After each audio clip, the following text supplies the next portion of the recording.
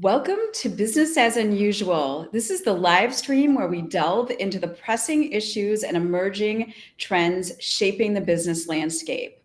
We're going to get started in just a few minutes, so if you have questions, please feel free to add them to the chat, and we're going to try and get to all of them during today's session. I'm Kathy Steele, and I'm the CEO of Red Caffeine. And for those of you that are unfamiliar with Red Caffeine, we are a growth consultancy, and we build and execute go-to-market plans for ambitious mid-market companies. Our service offering includes a fractional team, which we're going to be talking about a lot today. And that team is really led by a senior level marketing leader to enable a business to scale rapidly without hiring a wide range of full-time staff members. As I mentioned, today we're going to be talking a lot about how you might enhance your business with fractional employees or an actual team. So as Mary Lynn and I were starting to think about some of the content for this calendar year. This topic was really sparked by a conversation that I was starting to have with prospects and with customers who have said they hadn't actually heard about this type of staffing option. And so, as I mentioned, our guest, Mary Lynn Fayoumi, who's the president and CEO of HR Source, I think she would agree with me that the traditional full-time hiring and employment is no longer the only choice in our employment options. So while fractional service providers have really existed for a long time, I think I hired my first fractional CFO probably 15 years ago to help me with, think about some ideas around compensation, variable compensation, because I've never done that before. And we actually had built a C-suite interim CFO platform, like an Upwork for the C-suite, almost 20 years ago. So it's been in the space for a long time, but I think the last few years have truly accelerated the change in how we think about our workforce now. So just to kind of set the table, if this term is new for some of you, a fractional service provider does sometimes get referred to as a managed service provider, and it usually refers to a professional or a team who offer their services on a part-time basis to multiple clients. So the arrangement allows a business to tap into this specialized expertise with really not having to have a full-time commitment or even the budget to hiring somebody full-time. So some of the most common roles we see, they are in the C-suite: a CFO, a CMO, a CIO, a COO, and sometimes even CEOs. As I mentioned, a lot of times interim CEOs are brought in when a business is going through a major transition. But in terms of fractional teams, those are types of organizations that usually focus on a core function of the business, like finance and accounting, sales, marketing, HR, and IT. So hiring a fractional resource can fill a specific need, like if you're looking to prep your business for sale, you may want to bring in a CFO that specializes in something like that. Or if you're looking to have a team relationship, that might look like more of a multi-year where the provider becomes more integrated into your business operations. So before we jump in, we are so thrilled to have Mary Lynn back today. And Mary Lynn, tell us a little bit about what's going on in your world these days before we jump into the topic of today. Well, great to be here, Kathy. I always enjoy working with and partnering with Red Caffeine, and with you particularly. We always have such engaging and interesting, thought-provoking conversations about what's happening in the workplace and the business world. So this is a topic that really has meant a lot to HR Source over the years. We are always looking to find ways to help employers improve their performance, and certainly providing a variety of solutions in different ways is part of our evolution and has been part of our ongoing both challenge and opportunity. And, when you were talking about 20 years, 15 years, I think somewhere between 20 and 25 years ago, we started having our first requests for, hey, don't you have someone on your team that could come out here and help us with this project, or to figure out whether or not we really need an HR department, or how we might fill in for a leave of absence. Our HR Right. director is having maternity leave. So when you asked about what's going on, what's always going on at HR Source is trying to figure out ways to help our members. And so, right now, a lot of them are trying to figure out what's happening with AI, Right. how to, keep their baby boomers a few more years to pass on all that intellectual capital to the next generation, how to get people to return to the office if that's something they're still challenged with, how to comply with all of the new labor laws, how to gear up for the pay transparency legislation. There's just a lot happening for employers, Paid Leave for All Workers Act. So there's so many things to keep me up at night, as well as other employers, but it's an exciting time with a lot happening and a lot of interesting opportunities for employers. Yeah, it's sort of interesting because we do share some clients, and I just was checking in with a client that had leveraged your fractional resources, and they've made a full-time hire. So I want to, we're always just looking to try and, either augment what we're doing for a client or be really good, referral partners when there's a need and a gap in their business. So let's think about that as we kind of step into what are some of the advantages of fractional service options, especially, I guess, I think we both focus in that mid-market space. So what are some of the things that you're seeing? Well, it allows you as an organization to probably get access to someone at a higher level, someone with more experience, maybe particularly industry experience, and not have to pay a full-time salary and benefits. So you can tap your toe in the water a little bit. You can have someone either for a period of time, you could have someone full-time for a period of time, or you could have someone part-time or a day or two a week. Or, for example, I know both of our organizations benefit from partnerships where different professionals on an outsourced provider team work with our organization depending upon current priorities, current Right. hot issues, and current budgetary constraints. And so there's just so many advantages if you're in a growth period, a startup period, a transition period, to access really seasoned, experienced, specifically skilled professionals in a way you might not ever be able to have, in a traditional hire. Yeah, I think for us, what we see a lot is that our clients, if somebody's looking at Red Caffeine for this type of relationship, that they just don't have that experience or expertise on their leadership or management team.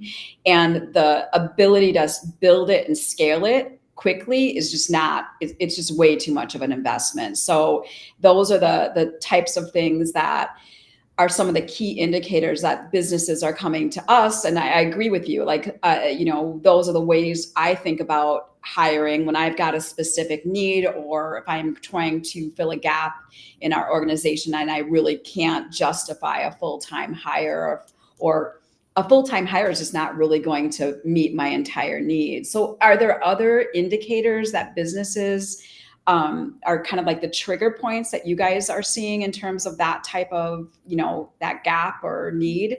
Definitely. So one is bandwidth. So, I'll use HR because HR professionals and fractional HR is near and dear to my heart. But in many organizations that are small and growing, HR responsibilities are handled by an executive director, a president, an owner, often a COO. And they have other priorities and other challenges that they could be better spending their time on. So the burden of these HR projects, HR compliance issues, day-to-day employee relations, recruitment start to be a burden and require them to be working a lot of extra hours, feel like they're spinning their wheels, feel like they're making some poor decisions because they don't have the experience or the resources to really do the job right. And so that's often that pain point where we get a call saying, we've had a job posting up for 6 months. We're not getting any decent applicant flow. We keep interviewing candidates. We need help. Or HR responsibilities are just taking up too much of our key executives' time. It's becoming a burden, and we're not working or attending to more strategic matters in our organization. And so we could really use some help. Yeah, I mean, I feel like that even just in both HR and marketing per se, and I would assume that we'd hear that in accounting or and other fractional, types of experiences, that the roles have just become so complex. I mean, the need for a marketer, like as you said at the top of the conversation, to understand how to leverage AI and some of these emerging technologies, the need for an HR team. I mean, I've known huge organizations to have like a 4 or 5 person HR team that are handling compensation and hiring and recruit, and like it's like that growth and need to really think about your talent strategy as a strategic part of your business has evolved, to think about your talent strategy in terms of a marketing and communication objective has really evolved. So it is, I think, the complexity of running a business today, and then don't even get me started on some of the legal and taxation and all those things that we're sort of faced with. So the even for us, like we might have had one person in a specific role handling multiple clients. For our clients, like I think about SEO, like we used to have like one person. Now we need a team of people because the complexity of that need has just so evolved. So it is a really interesting dynamic. And it's So, hard for it. Sorry. yeah. It's hard for someone inside an organization who has inherited other duties as assigned, whether they're in marketing or accounting Right. or HR, to stay up to speed with everything that's happening. And so to have someone in a professional capacity who make it their job and it's their, professional expertise and obligation to stay up to speed on everything that's new and different in the marketplace to be most effective.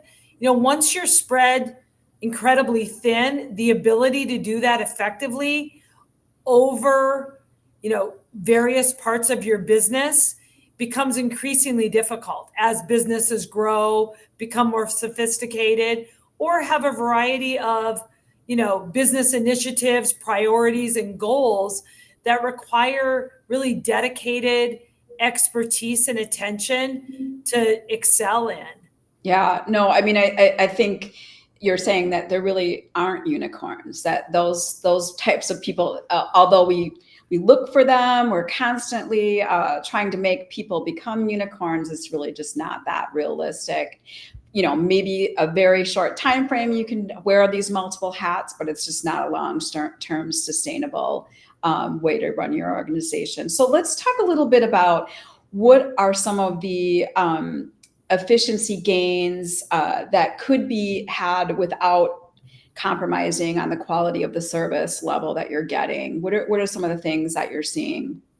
Well, first of all, if you hire a professional, experienced, high quality, fractional person, they are going to hit the ground running in a way that's different than onboarding a full-time team member. They're going to have the ability to focus in quickly and effectively and succinctly on, dealing with the priorities and the objectives at hand. They're going to bring to the table experiences, processes, known success strategies that they've used in other organizations. they're going to quickly acclimate themselves and speak the language of the business in order to make sure, because they're going to be measured in much more quicker and much more specific ways than a full-time employee would be. So I think one of the challenges employers have when they're making this decision to hire fractional is to make darn sure that they have really been specific about how the project and how the engagement is scoped, and also what the metrics are to determine whether or not this is a good fit for the organization. Yeah, I mean, I couldn't agree more. I think, some of the other, efficiencies or optimization opportunities, I just that fresh perspective. I mean, I feel like, I hate to keep going back to AI, but there's just a lot to think about in the types of things that we're being faced with understanding. And, when we think about AI, we're not just thinking about it from how are we leveraging it. We're thinking about like, how are we, talking about how we're using it with clients? What's our stance on the utilization of AI in our business model? And those are like two completely different objectives for the organization. You spoke a little bit about some of the challenges that our businesses are facing. So what are things that, we should be thinking about when we're thinking about hiring or vetting or onboarding a fractional person or a fractional team? Right. Well, there are many, and the reasons that organizations consider fractional options vary. So, as you and I both know, a lot of times it's because they have experienced turnover or retirements or transition amongst more traditional team members, and they're having mixed results or no luck at all in the employment market. And so that causes them to scratch their head and think, is there another option? I mean, that's one of the reasons.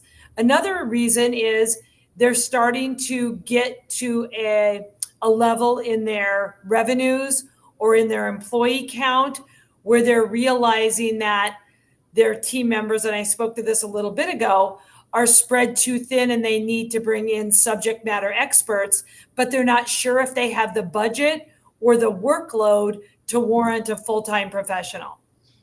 That's another reason. A third reason would be that they have a temporary challenge they're facing. Either they have a new product they're pursuing or a new market they're trying to expand in, or a new initiative that they're really focused on, and they just believe that it's too soon to determine that they're ready to staff it on a full-time basis.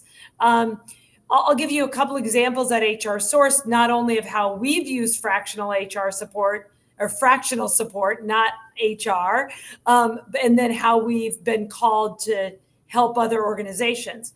So years ago, we struggled with hiring IT professionals who really had the breadth and capabilities to assist our organization in every way with our technology needs. We had a lot of growing pains. We were increasingly trying to figure out how to deliver our products and services and information, harnessing the best of technology. And we only had a budget to hire 1 or 1.5 IT people, and they were either systems or database people or desktop people, but they didn't have a full range of expertise nor really interests. So we decided to outsource to an AT, which is our IT partner, and they have individuals who specialize in every area, and we use them on a fractional basis for our specific needs. Many of our member organizations are growing and have never had an HR professional on staff, but they're bumping up against, 50 employees. And now a lot of organizations are hiring their first HR people at a much lower employee count than 50. It used to be 50 was kind of a magic number because a lot of employment laws kicked in at 50. But they called to say, you know what, we just feel like we don't understand how to do recruitment in today's world. Like we don't understand Indeed and job boards. We don't know how to interact. We don't have an applicant tracking system. And then others say we have just so many employee relations challenges. We don't feel like we have internal systems or policies. We don't know how to support our managers and supervisors. Our training and development efforts are weak. And so we would love your assessment as to whether or not we're at a point where we need full-time HR, or whether or not, working with a fractional provider like HR Source is enough. And can you help us figure that out?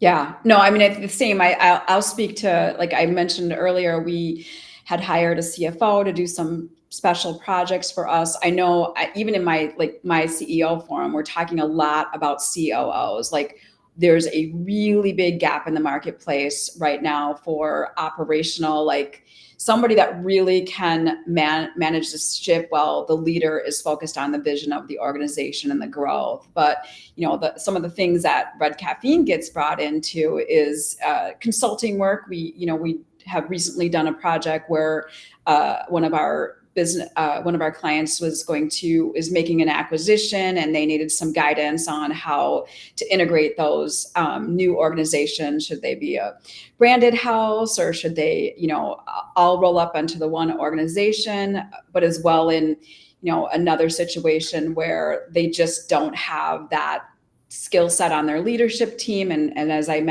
mentioned earlier, it's like, are you going to build it or are you going to buy it? So what is the most effective and efficient way to go to market? And I think that, what hit me in terms of like just kind of talking to others in the marketplace was, I spoke to a CEO and I'm like, so what made you, you've always hired this internally before, what really made you pull the trigger on a fractional CMO strategy versus, another CMO full-time employee? And he said, when they leave, we just lose everything. All that tribal knowledge walks out the door with that one person, and then we're starting from scratch again. And I think for us, when we think about, the offering that we provide, if somebody leaves, it kind of still stinks. You like have this whole team ecosystem that you're used to working with, but you're not losing everyone. You still have that team intact. You've got a methodology to lean into. So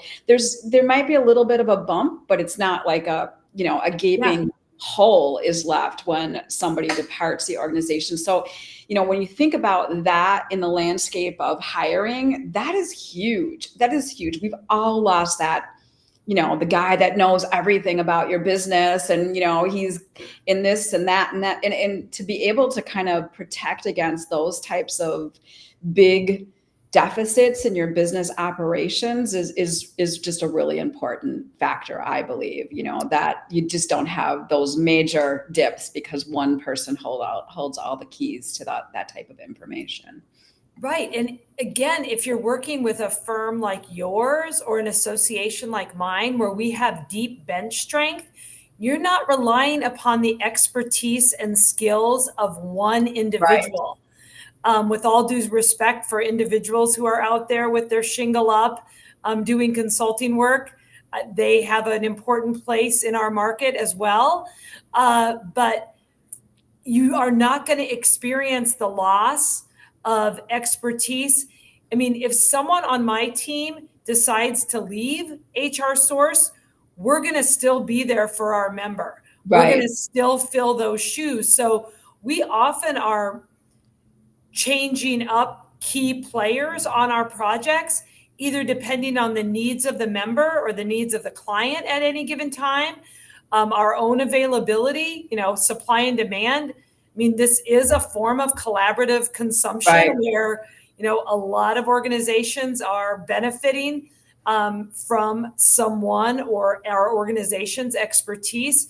So I couldn't agree with you more, Kathy, that pain and the upheaval caused by turnover of a given individual who has tons of experience or holds all the cards with regard to what's been happening, that is flattened out considerably through using a fractional model. So you have, I explained some of the benefits on the front end of having someone come in who already has a lot of experience and go right to work, but you also have a lot of benefits on the back end in terms of much less volatility when you're working with an organization that's providing you with fractional HR support or fractional marketing support, fractional IT, fill in the blank. Right, all the operational functions. So we talked a little bit about challenges, because I don't want to make this all, rose-colored glasses viewpoint, because there are challenges. I mean, we both are very invested in the type of culture that we're trying to build in our organization. So I think, what are you doing, or what have you seen clients do that are entertaining a fractional relationship in terms of like, how are you going to work together and still share those value sets and cultural aspects?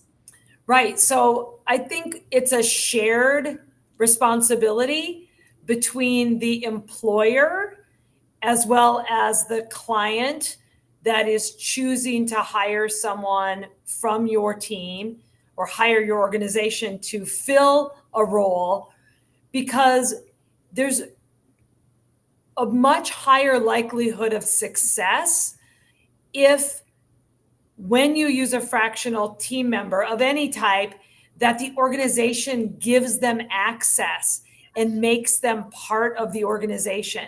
So I have a lot of empathy for our team members who are in fractional roles, because they not only have to learn our HR sources, team, and our internal systems and our culture, but they may be working at 3 or more other organizations where they have to get to know their culture, have to build relationships, have to learn their technology, learn their communication style, and be able to turn on a dime if they're serving a number of different organizations. So it's not everyone is skilled or capable or possesses a personality or behavior patterns or strengths that lend themselves well to being in a fractional role. I think there's kind of I'd say it's an urban myth that, hey, if you retire, anybody can do this in their retirement years. We've certainly learned it's a particular type of individual who is capable of being successful in a fractional role. Also, not every organization is particularly adept at working well with fractional team members. Right. So sometimes we've had experiences where, they weren't embraced in a way that helps them succeed. Right. They've been left out of critical communications. They've been, walled off. They've been not given the type of data or metrics or support that they need internally. Information is not shared. So really, it has to be a concerted effort on both the behalf of the person who's in these roles, as well as the organization that's hiring fractional team members, to make it a success. It doesn't happen automatically without considerable effort. Yeah, I would 100% agree. I think, there's a lot of tech enablement that can make the experience a lot more manageable.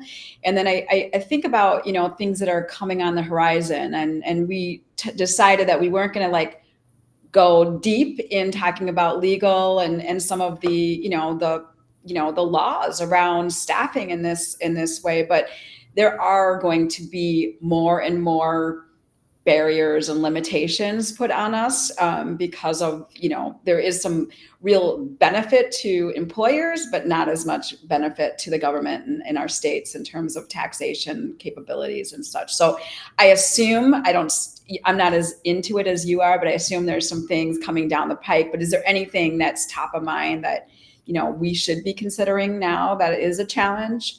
Well, I think, for many years, employers have been a little confused.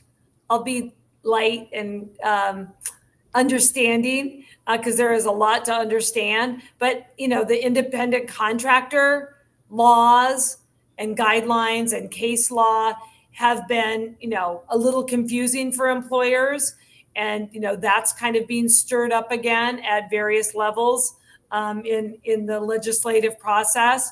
And I'll put in a plug for our organizations. We make it simpler for our members and you for your clients, because you employ the fractional team members. There are other organizations that really use more of a brokerage approach. Okay. So they'll brokering, and all of the people who are working in these roles are truly independent contractors who have their own businesses.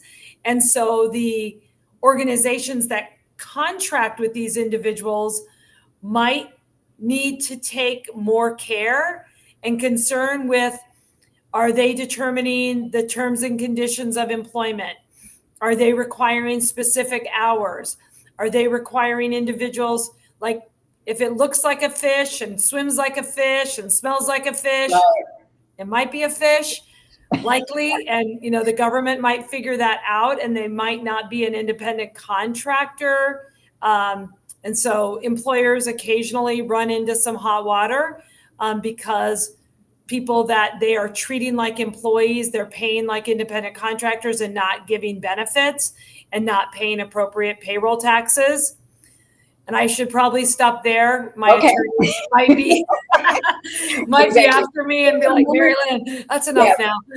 For more information, HR Source does have attorneys on staff if you've got more questions. But, so let's think about this, as a framework question. I feel like, I've been really thinking about this, both from our client perspective as well as from my hiring perspective in terms of the selection and onboarding process. And, we actually push our clients to hold us accountable to a certain metrics and scorecards, and because we don't want to be surprised that we've not met expectations. We want to be clear about what those expectations are. But so what are some of the things that you have seen in the selection and onboarding process that help you really ensure that everyone's on the same page in terms of, this is what I'm hiring you to do, and this is the outcomes I'm expecting from this relationship?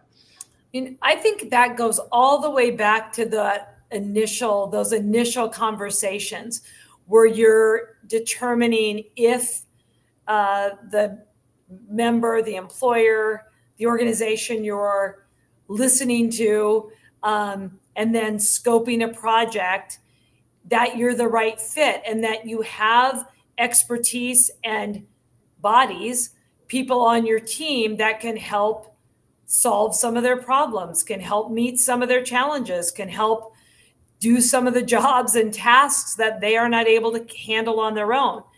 Then next would be, a formal agreement, usually putting that in writing where you're defining the scope.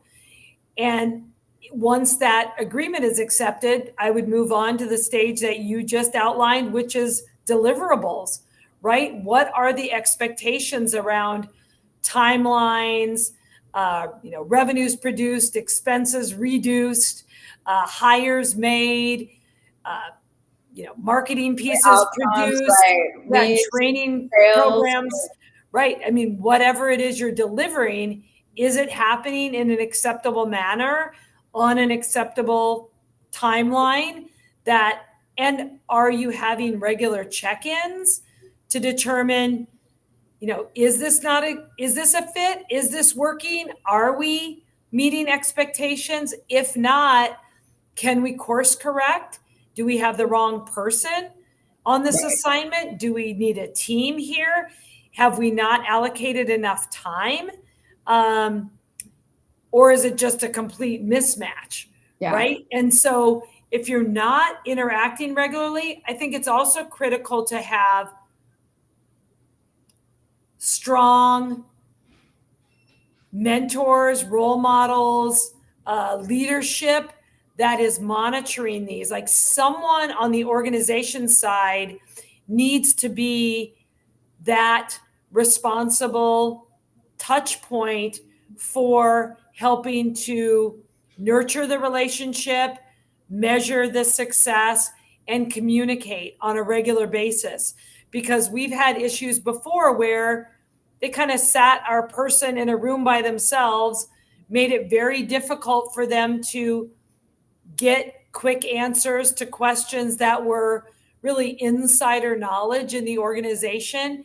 And it really made it difficult for our team member to be successful because they didn't have anyone within the organization to rely upon to Right. help fill in the blanks and to really spearhead the relationship building and introduce them to the right people and to show that this is a relationship we really want to nurture and have be successful and matter. Sitting alone in a room or sitting alone at home and not having someone who's responsive to you, who will help you, support you, answer questions, makes it almost impossible to have these relationships. No, Positive I guess results. the way we've thought about it, especially when we're, bringing on a partner, we're bringing on, a fractional service provider for our organization.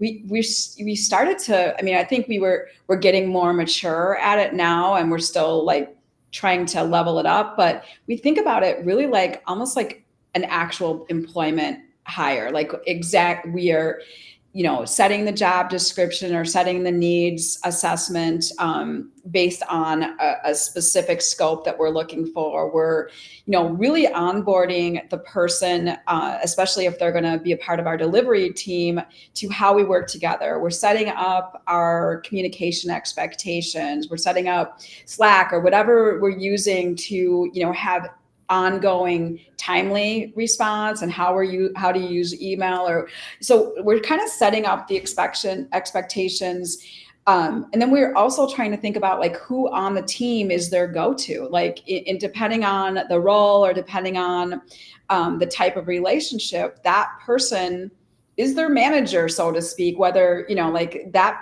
group where that person is reporting up or has that person to go to if they've got questions. And that's the person that is responsible for getting the outcomes that they're hoping for from that partner. So I feel like, I don't know if we've done it exactly right, but that's how we've really approached it. And then we're, currently I think we're starting to work on these, evaluations, like what is doing a good job mean, and how do we make sure that our partner understands what doing a good job looks like, just like we would expect a full-time person to understand what success looks like, I guess. So do you feel like, is that typical, or do you feel like that's the best framework to I think it's a really, really important framework. We also keep learning and growing and improving upon ours. I think we've learned that the onboarding process can't be shortchanged. yeah, It has to be comprehensive. It has to be well thought out. It has to be considered a really important and vital part of the process. And then these check-ins are also just critical, and recalibration, because right. almost always there is some scope creep and Yes, some exactly. or just natural changing of business prerogatives, right? That is just a normal part of every business, right? Things change, and to have those conversations often enough. We've also incorporated into our internal performance review process feedback from our members who have engaged Mm, our team on right. projects. so that we're not just providing feedback from our vantage point, but we're providing actionable feedback from our member organizations where we're doing recruiting or are in fractional roles to help our team members do a better job and to give our members a voice in helping us improve the performance of the people that are on our team out there delivering services. And that input has been so valuable and so important in helping us, again, improve our onboarding, improve our check-ins, improve the questions we're asking to help evaluate and ensure we continue to up our game. It's an iterative process. I mean, I will be the first to admit, we've been growing really since the last recession. We took a concerted effort to really expand this area of our business and our organization's services.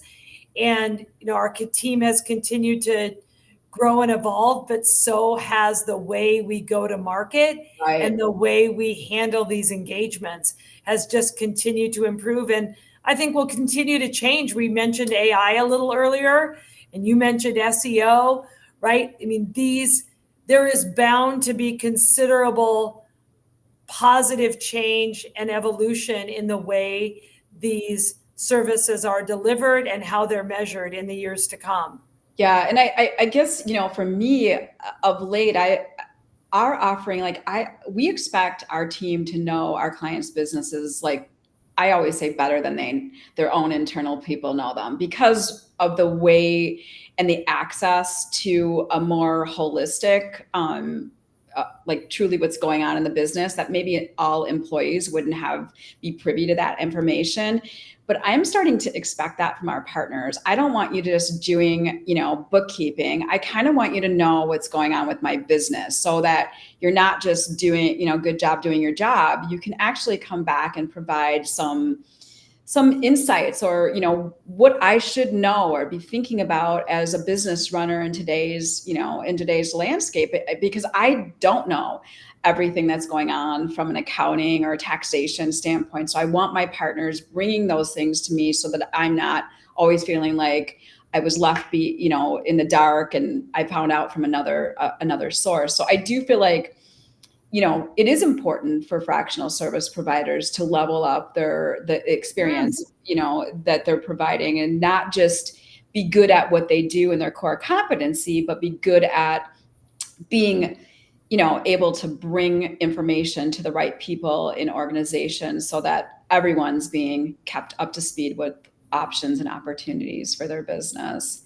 And I think that's increasingly an expectation, Kathy, and a reasonable expectation.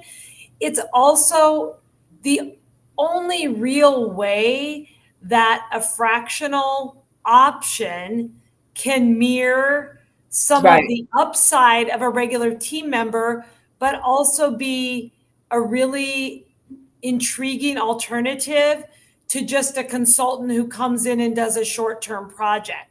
So it really gives you the best of both worlds, right? You aren't making the long-term commitment necessarily that requires benefits or a full-time salary, but you're also not just hiring someone who isn't involved in the rest of your business. They're using the knowledge and their expertise and combining it to take your organization up a level. So that I'm really proud of, the fact that that's become a much more integral part of the services both of our organizations offer. And those partnerships that are the most long-lasting and net the highest results are definitely because this has been part of the relationship, that the individuals that are on these projects become so much a part of the fabric. And it's, how they get paid is the way I viewed it. It's like, who cares? We're a team. We have vested goals with the organizations we're partners with. I'm investing a lot of time when we're onboarding a partner, whether it's my time or one of my team's time when we're onboarding somebody. So I want to feel like you're part of my success, or it's just not the, then it's a more transactional relationship. And I think that to me is a shift in the mindset of what we all should be doing in terms of providing these types of services, and that what we should expect as people that are consuming these services. So yes, I couldn't agree more. And that's a positive change that's occurred. I think those who are hiring and using fractional services have set the bar higher, and organizations have responded in an impressive way. And I think if they don't, their options and opportunities in the marketplace are going to be more limited, and or they just might be performing a different sort of service that's very short lived, or episodic, as opposed to building a long-term partnership with lasting results and a really strong, close relationship. There are two different models. Both have a place in today's market. But for those of us who are providing fractional HR services that we hope, or fractional services of all types, that will stand the test of time and deliver impressive results, I think it's incumbent upon us to continue to know the businesses we're working in and treat the engagements as if we were full-time employees. Exactly. Yeah, I couldn't agree more. So, as we're thinking about like the future, what are some of the things that people should have on their radar in terms of, staffing options overall? I mean, I think I became so interested in this for so many reasons, because it was impacting my business. It was impacting me as an employer. I was having trouble hiring people. So how am I going to mitigate that barrier for growth? Like, what should be on the top of people's minds? Yeah. So while pain often causes us to do things, right? Right. We finally end up at the doctor when we're in pain, or the pain becomes too.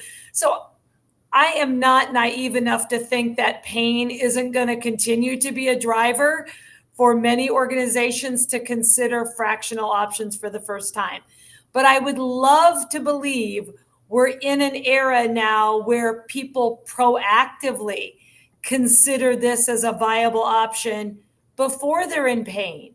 So they think of it as a way to, I love you use the word level up.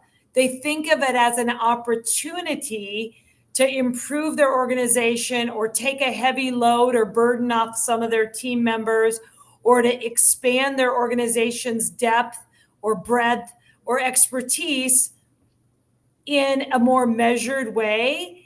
And they consider it before the wheels are falling off or things get really ugly.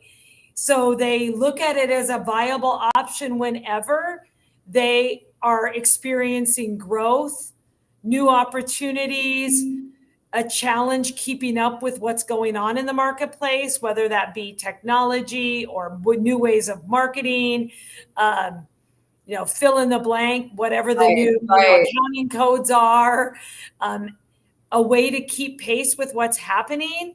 And they're not yet ready to make a hire, or as they experience turnover, and they analyze their turnover and they think, I don't want this to keep happening to us. Let's slow down and try another approach. So I hope it's becoming much more common and acceptable as a really great option, not the only option, one of many options. And organizations do it before they feel like they don't have any other option. Because certainly we still get a lot of calls from members who should have called us months ago or years ago. Things have really gotten difficult for them, and they're desperate by the time they pick up the phone and reach out. And I know you've worked with organizations like that too. We're happy to take those calls and help organizations, but it would be wonderful if we started hearing from more organizations and employers that are in a better place and are just considering this as another way to improve their organization. Yeah, I love that. I mean, I honestly we always are talking about like staffing as we're thinking about a new year, or like where we're at in terms of a current quarter and that kind of stuff. But I hadn't really thought about it like, this should be part of our strategic consideration set. I don't know that we've leveled it up to that standpoint. Now, we did just get a couple questions. The companies that don't often call out which team members are full-time versus fractional, have you seen any reason to believe whether it matters to end customers or clients when people don't have that sort of transparency? I really like that question. I do too. I don't think anyone's ever asked me before. So this is totally ad lib, off the cuff. I think it increasingly does not matter. I think the lines have become blurred, and that's a good thing. I think it matters less today whether or not someone is full-time or part-time, whether or not they took some years off to raise their kids or travel the world. I think it doesn't matter necessarily if they're sitting in your office working beside you, or they're on a beautiful island in the Caribbean doing their work. I think it is increasingly less important. The thing that matters is that there's high performance, that expectations are met, that people are doing what they're supposed to be doing, they're responsible, and that they care about the work they're doing, and it's high quality deliverables. It doesn't matter to me, full-time, part-time, fractional. I mean, in some ways, the term fractional still rubs many the wrong way, because I don't think it has a negative connotation. We used to call it interim here. But for many of our partnerships, it's really not interim.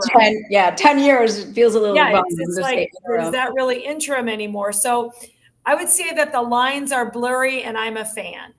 Yeah, we struggled with this because we definitely do agree. Like we are super overt about any of our team members that aren't technically full-time employed. It's even communicated on our website. But I also want the companies that we're working with to feel like they have a fluid relationship with our team that doesn't feel like, oh, well, that team's doing, like that, and they're separate. So, the way we orchestrate anybody that is not a full-time employee is just the experience for clients should feel frictionless, in my view.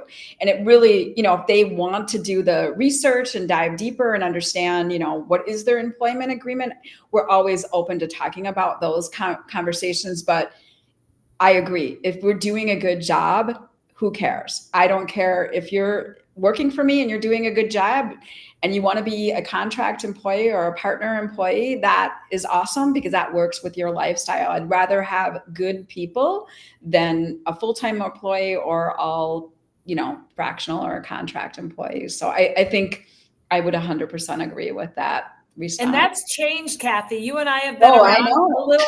We've been around a little bit, and that has definitely changed. I mean, in the past decade, changed so much, but over the past 3 decades, really, really just a complete change. And, I would say most of our members, our employers that work with us, it's very difficult to tell who's part-time and who's full-time, right, where people are working from.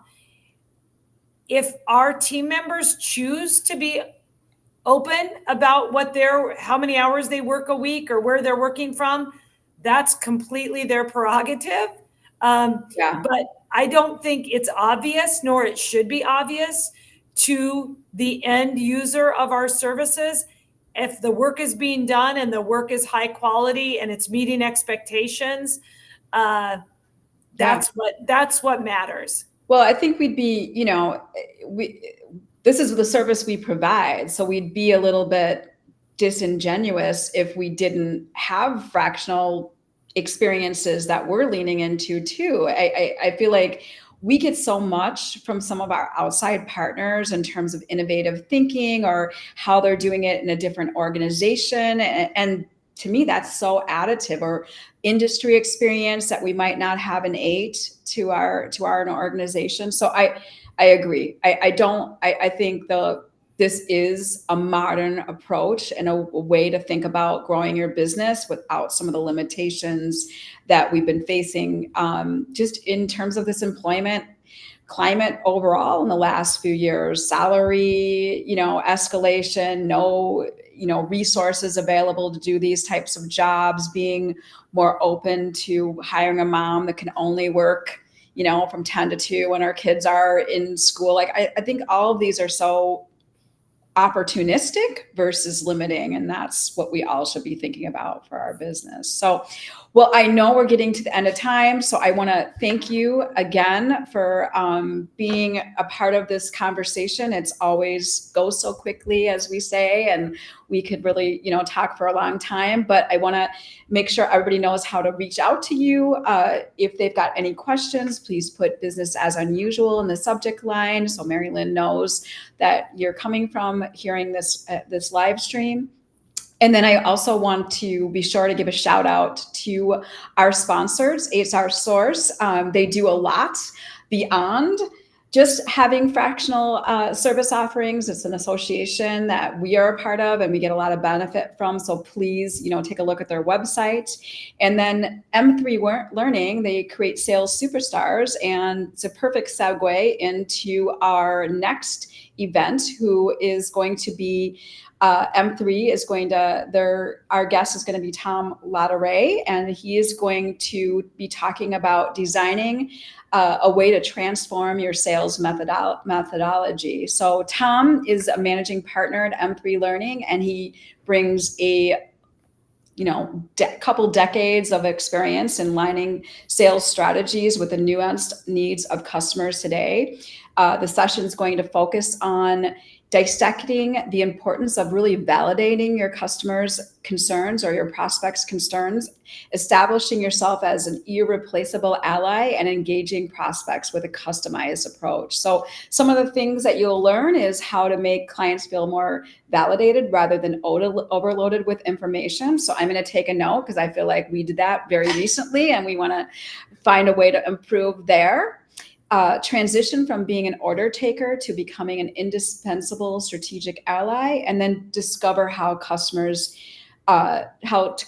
the information you share with potential clients to make sure that they're staying engaged. I think, people want to not be sold. They really do want to buy, but you have to make sure you're really meeting their needs throughout that journey. So again, thank you for joining us for Business as Unusual live stream. I'm Kathy Steele, and it was just such a pleasure, as always, talking with you, Mary Lynn. We're both hoping that the ideas and insights that we shared today will help you think differently about your talent strategy. And one key to being successful in business is being nimble, like we talked about, and really just being open to new approaches. So we really encourage you to consider the gaps in your current people strategy and explore those new staffing methods to fill those gaps. If you have any questions or are looking for additional information or resources, please feel free to reach out to me directly or any one of the team members at Red Caffeine. And let's continue to challenge the usual and pursue innovative business solutions. Until next time, keep building badass businesses that people want to work with and for. Thank you.